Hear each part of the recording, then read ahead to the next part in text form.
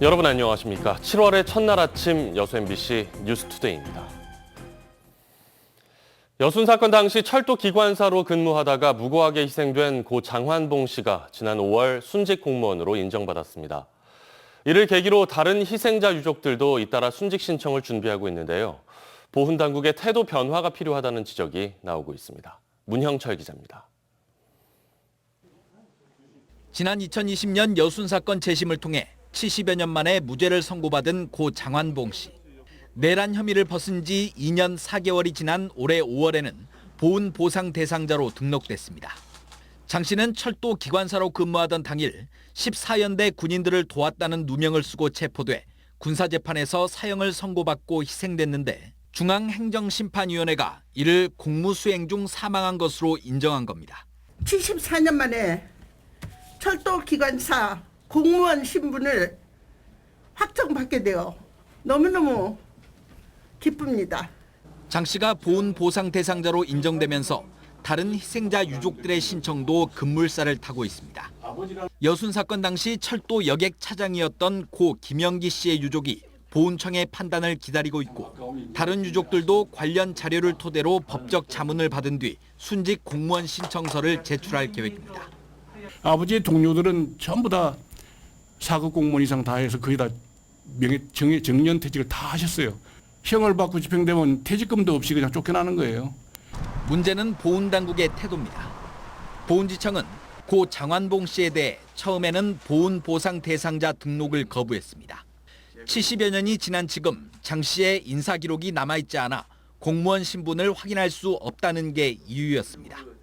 유족들은 결국 변호인을 선임해 행정심판을 청구했고 중앙행정심판위원회는 보훈지청이 재심 판결문과 과거사 진실규명 보고서, 주변인들의 진술 등을 고려하지 않았다며 유족들의 손을 들어줬습니다.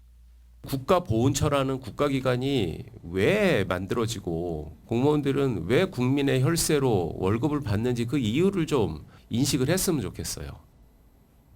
대단히 실망스러웠고요. 여순 사건 당시 희생된 철도 공무원과 교육 공무원, 행정 공무원은 수천여 명으로 추정되고 있는 상황. 유족들은 국가로부터 또 다른 상처를 입지 않도록 보훈당국이 전향적 자세를 보여달라고 촉구했습니다. MBC 뉴스 문형철입니다. 여순 사건 피해 조사 범위를 확대하는 내용의 특별법 개정안이 국회에 발의됐습니다. 민주당 소병철 의원이 대표 발의한 이번 개정안에는 여순 사건 당시 개인과 법인, 단체의 재산상 피해 내용을 조사하는 내용이 담겨 있습니다. 소 의원은 여순 사건 당시 전남 동부 지역의 많은 사찰들이 전소되거나 훼손됐다며 과거사의 완전한 해결을 위해 개정안을 발의했다고 설명했습니다. 독일의 한 음악가가 여순 사건을 주제로 연주곡을 작곡해 관심을 끌고 있습니다. 여수 유진 청소년 오케스트라에 따르면 최근 독일 베를린 국립음대 라이너 펠트만 교수가 연주곡 검은 풀을 작곡했습니다.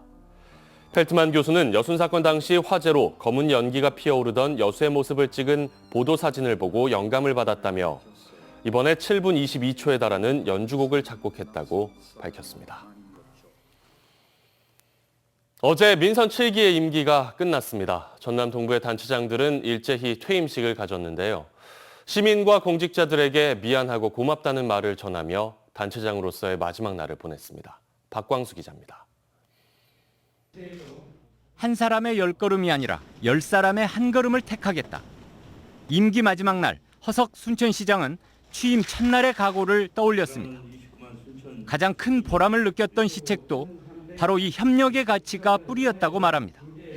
3천여 명이 참여한 김장 나눔 대축제, 코로나19 때 권분운동의 감동도 잊을 수 없습니다. 모든 것이 시민 여러분 덕분입니다. 퇴임하는 권오봉 여수시장에게 가장 기억나는 순간은 어느 때였을까?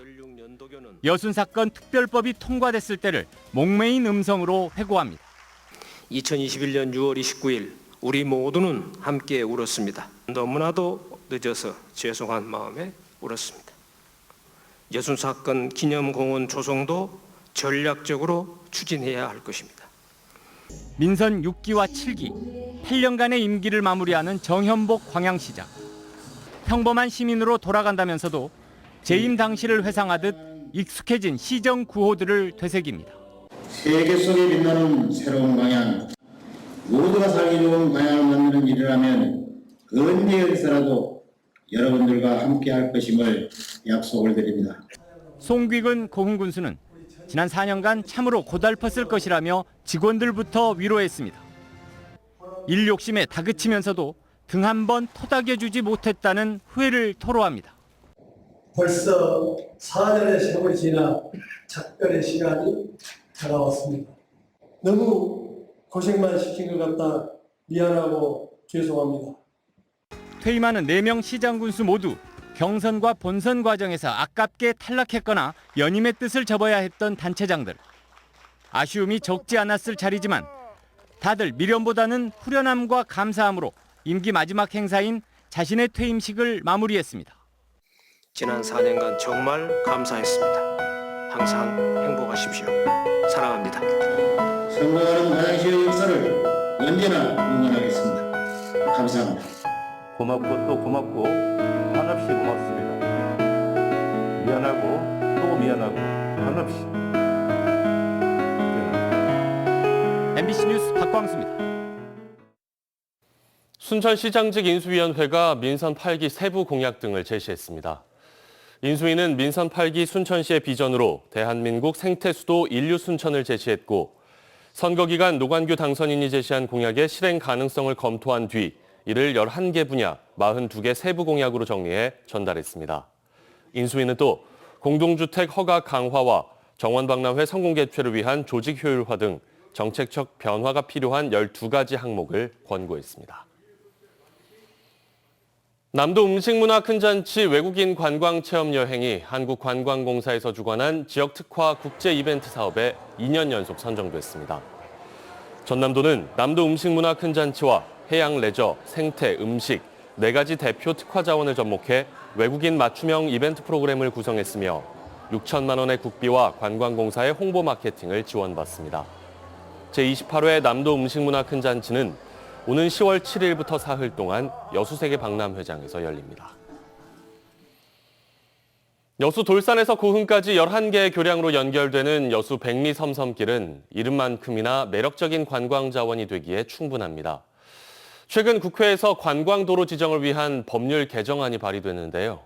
여수 백리 섬섬길이 국내 첫 관광도로가 될 수 있을지 벌써부터 지역사회의 관심이 뜨겁습니다. 최우식 기자가 보도합니다. 여수 백리 섬섬길은 돌산읍에서 화양면을 거쳐 고흥으로 이어지는 11개의 연륙 연도교와 해안 접속도로에 붙여진 이름입니다.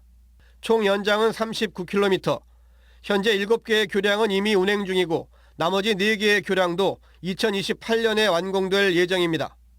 특히 이 길은 도로 주변의 해안 경관과 함께 교량 박물관이라 불릴 만큼 아름다운 구조물이 더해져 벌써부터 전국 최고의 드라이브 코스로 각광받고 있습니다. 하지만 아직까지 국내법상 도로는 교통 인프라 기능만으로 규정돼 있습니다. 도로를 바라보는 어떤 시각이 이동성과 편의성 중심으로 돼 있어서 훌륭한 관광 자원을 활용하지 못하는 측면이 있습니다. 관광도로 개념이 도입되면 전국 각지의 아름다운 도로들이 미국이나 노르웨이, 독일 등 외국의 사례들처럼 우수한 관광 자원으로 활용될 수 있습니다. 때문에 이 법안이 통과되면 전국의 지자체들이 국내 첫 관광도로 지정을 받기 위해 경쟁적으로 나설 가능성이 높습니다. 김 의원은 특히 여수 백리 섬섬길을 제1호 관광도로로 지정받는 방안을 적극 추진하고 있습니다. 이미 국토교통부에는 여수 백리 섬섬길을 관광도로 1호 도로로 지정을 해달라고 법안 협의를 하면서 요청을 해놓은 상태고요. 여수시도 최근 여수고흥 간 연륙연도교 개통 이후 급증하는 관광객 추이로 볼 때 이 같은 관광도로 도입을 적극 반기는 분위기입니다. 관광도로 지정 관련 법령이 개정되면 법령 개정 취지에 맞게 관광도로 대상지를 조사할 계획입니다. 돌산에서 고흥까지 11개의 해상 교량과 연계해서 관광도로 지정을 검토하겠습니다. 여수 백리 섬섬길이 명실상부한 남해안의 대표 관광도로가 되기 위해 앞으로 여수시와 정치권, 지역사회의 관심과 협력이 과제로 남았습니다. MBC 뉴스 최우식입니다. 여수시와 순천시, 광양시가 정부의 부동산 규제 조정 대상 지역에서 모두 해제됐습니다. 국토교통부는 어제 새 정부 첫 주거정책 심의위원회를 갖고 6개 지역의 투기 과열지구 해제와 함께 여수시와 순천시, 광양시 등 전국 11개 지역의 조정 대상 지역 해제를 결정했습니다. 국토부는 이들 지역의 주택가격 상승폭이 비교적 낮았고 미분양 증가세가 뚜렷하다며 투기 과열지구와 조정 대상 지역에서 각각 해제했다고 밝혔습니다. 폐기물 소각로는 주민들이 가장 꺼리는 혐오 시설로 꼽히는데요. 최근 무안의 한 마을에서 주민 몰래 소각로 증설 허가에 폐기물 발전소 건설까지 추진돼 말썽입니다. 문현철 기자입니다. 마을과 도로마다 폐기물 발전소 건설을 성토하는 현수막들이 내걸렸습니다. 발단은 산업통상자원부가 무안군에 보낸 발전사업 허가 심의를 요청하는 공문. 주민들은 그제서야 폐기물 발전소 건설 사업이 추진되는 사실을 알게 됐습니다.